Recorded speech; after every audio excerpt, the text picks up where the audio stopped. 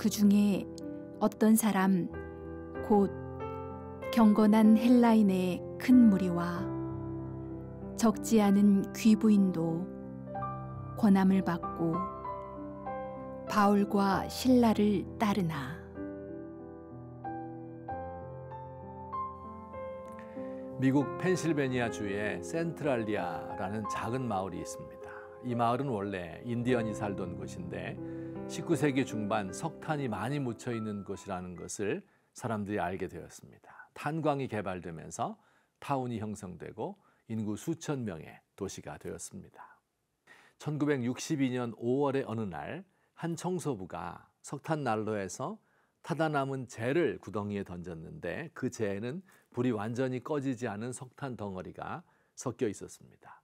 그 구덩이는 근데 탄광과 연결되어 있었기 때문에 거기서 큰 화재가 발생하였습니다. 소방관들이 출동하여 불을 껐습니다. 그 화재 사건으로부터 17년이 지난 1979년 놀라운 사실이 발견되었는데 그것은 17년 전에 난 그 불이 그때까지 꺼지지 않고 계속해서 타고 있었다는 것입니다. 땅속에 석탄 맥을 타고 불이 계속 탔던 것이죠. 그 불은 석탄이 고갈될 때까지 앞으로 250년은 더 갈 것이라고 합니다. 사도 바울은 데살로니가에서 한 달 정도밖에 머무르지 않았으나 그가 붙인 말씀의 불은 꺼지지 않았습니다. 복음을 들은 사람들은 예수를 믿었고 이들이 데살로니가 교회를 형성했습니다. 하나님의 말씀은 그 자체가 힘이 있어 사람들을 변화시킵니다. 하나님의 영이 말씀과 함께 일하기 때문에 그렇습니다. 자, 그런데 말씀 자체가 스스로 일하시지만 그 말씀을 전하는 사람과 듣는 사람도 역시 중요합니다. 극도로 짧은 시간 동안 복음이 선포된 데살로니가 교회가 열매를 맺게 된 데는 두 가지 인간적인 요인도 생각해 볼 수 있습니다. 첫째는 복음 전하는 사람이고 둘째는 그 복음을 받는 사람입니다. 첫째, 복음 전하는 사람의 자세입니다.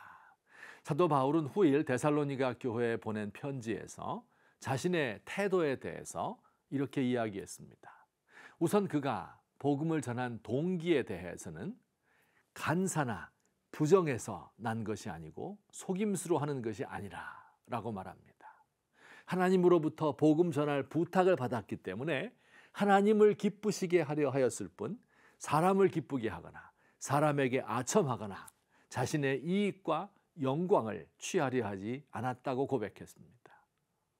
또한 그가 복음을 전할 때 사도로서의 권위를 내세운 것이 아니라 마치 엄마가 젖먹이를 돌보는 것처럼 온유하고 부드럽게 성도들을 대했습니다.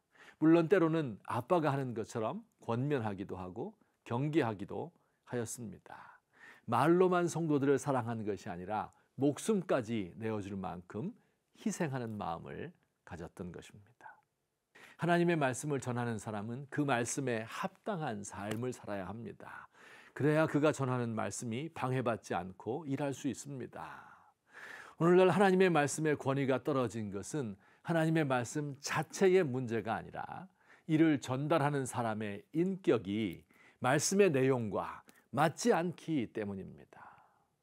복음 전하는 사람의 동기가 사람의 인정을 받고자 하는 욕구나 목회에 성공해서 이름이 나고 싶은 욕망이 되어서는 안 됩니다. 이들은 자연히 사람들에게 아첨하고 사람을 기쁘게 하며 돈을 바라는 탐심의 탈을 쓰기 마련입니다. 이들의 입술을 통해 전해지는 말씀이 성도들 안에서 일하기 어렵습니다. 또한 두 번째로 하나님 말씀이 일하기 위해서는 말씀을 전하는 사람의 인격만 중요한 것이 아니라 복음을 듣는 사람의 자세도 중요합니다. 데살로니가 사람들은 하나님의 말씀을 받을 때에 사람의 말로 받지 아니하고 하나님의 말씀으로 받았다라고 합니다. 분명히 사도 바울이라는 사람의 입에서 나오는 말인데 데살로니가 사람들은 이를 하나님이 말씀하시는 것으로 들었습니다. 마음을 열고 간절한 마음으로 받아들였습니다. 내가 해결할 수 없는 문제에 대한 답을 구하는 심정으로 오늘 나에게 주시는 말씀이 무엇인지 귀를 기울이면서 그 주시는 말씀을 꼭 지키겠습니다 하는 결심으로 말씀을 들었습니다.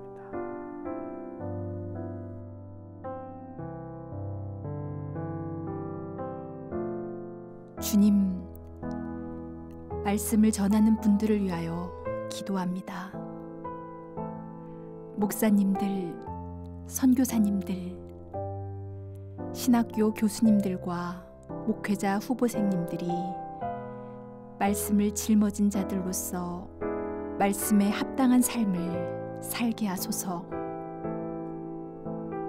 이들이 하나님 말씀을 받았을 때의 처음 사랑, 첫 열심을 잃지 않게 하소서. 사람들의 비위를 맞추려는 아첨의 말과 자신의 노후를 먼저 챙기는 탐심을 제해 주소서.